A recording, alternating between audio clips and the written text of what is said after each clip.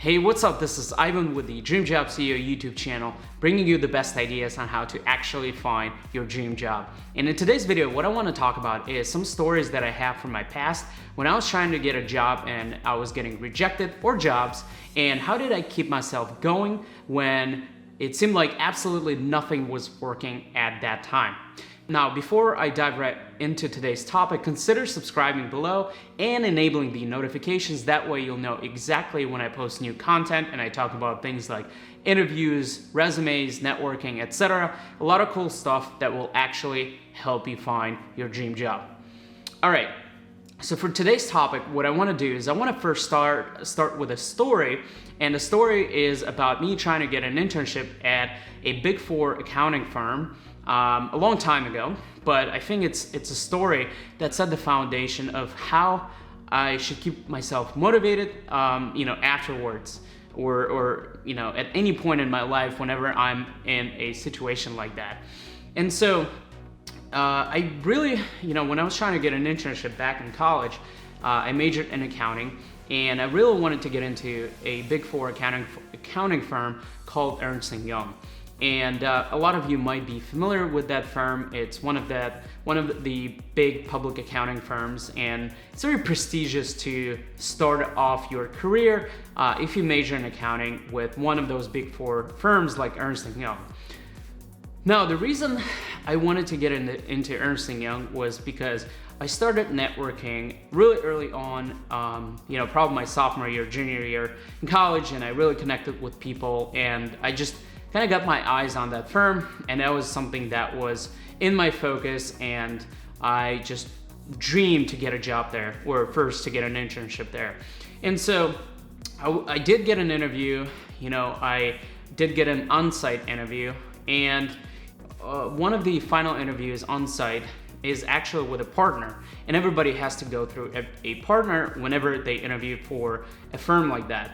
And I get to that interview, and up until this point, this is the very last step, the very last person that had to decide whether I would get an internship at that firm. And so I get into the interview, and I could just immediately see that he was just not interested. The energy level in the room was down. It was the end of the day. I was probably the last interview he had. And, it's just anything I would say, he did not really express interest in whatever I was saying. And to me, it was strange because I was saying the same stuff that I was saying before to other interviewers that were extremely interested in me as a person and what I had to say. But that guy wasn't. And so obviously, when you have an interview like that, you have to wonder, did I pass? Most likely not. And for me at that time, I got a call, probably a week later, and if you're going through a job search, waiting for a week to get a response is just a very painful time. So I got a call and I didn't make it.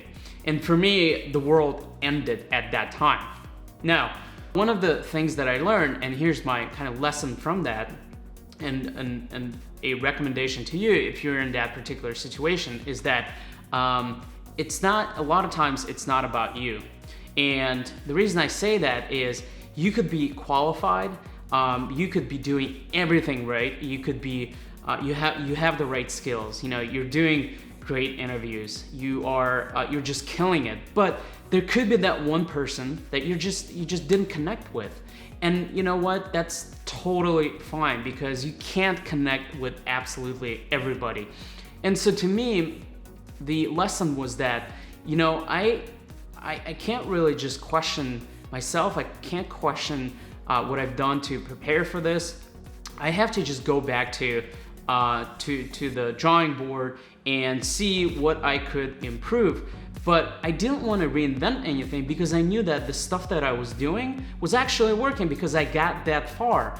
And honestly, so fast forward probably a decade now, when I interview people right now, a lot of times you can have 3 or 5 equally qualified candidates, but you only have one spot. And it's not that other candidates are not good for the job. It's just that you have one spot and you can only hire one person. And so for me, that was a wake-up call to, number one, not to question myself and not to really reinvent the wheel and not to reinvent whatever I was doing, but also understand that I couldn't put all my eggs in one basket. And so if you have this one job today that you absolutely want to get, you know, diversify your search into a few other jobs that might be equally, equally exciting to you, so that you're not putting all of your eggs into that one basket, because anything can happen. And so, you know, for me, also, when I didn't get that internship, what happened was I actually got an internship at another Big Four firm, and more importantly, I was able to get another internship in Chicago. And the one for Ernst & Young was in Detroit, and so I'm just so thankful that I ended up in Chicago. And you know, to me, it was also kind of realization that whatever happens is probably for the better. So my recommendation there is don't put all your eggs in one basket. Have multiple parallel streams going with multiple different companies, and that way, you know, you'll increase your chances of getting a job that would be, you know, exciting to you, and not just one job that you're trying to go after. Because, you know, at the end of the day, again, it could be one spot, but there could be just other candidates that, you know, it could be just a little detail that they have that would be just a better fit, you know. So those are some of the things that I would leave you with. Again, I hope this was useful. I wanted to share my experience with you and make sure that I inspire you and keep you motivated to help you find your next dream job. All right, thanks a lot, and see you in the next video.